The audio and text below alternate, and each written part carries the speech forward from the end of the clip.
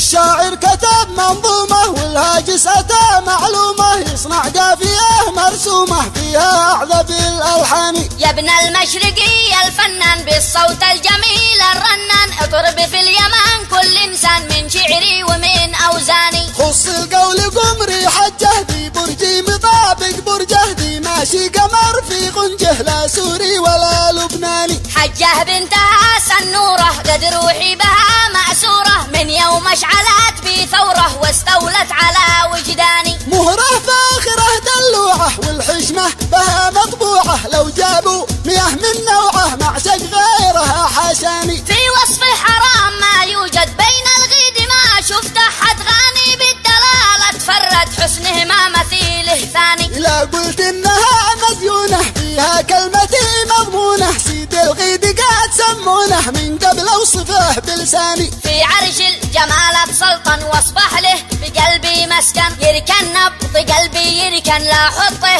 وسط شرياني. يا بنت الشيوخ يا قمري لاجلك لا وعد ارخص عمري، للنكدي ملكتي شعري وبياتي معاكي فاني. في عرش الجمال سلطن واصبح له بقلبي مسكن، يركن نبض قلبي يركن لا حطه وسط شرياني. يا بنت الشيوخ يا قمري لاجلك لو عد ارخص عمري، للنكدي ملكتي شعري وبياتي معاكي فاني. وحدك يا الأميرة روحي ذي تشفي عميق جروحي، بوحي بالمشاعر بوحي وشجي قلبي يا الولهاني. ارحم في صدودك حبي واشفق بي نعم ورف بي في ضيفي، وصولك قلبي عاشق طافك النعساني. حبك وسط قلبي قد حل واحتل الحشا واستفحل، اي شفعل انا اي شفعل وانت المعتدي والجاني. يا رمز النقا والطيبة والاخلاق دي تزهيبه، هيبه في جمالك هيبه ربي يحرسك يا غاني. يا رمز النقا والطيبة والاخلاق دي تزهيبه، هيبه في جمالك هيبه ربي يحرسك يا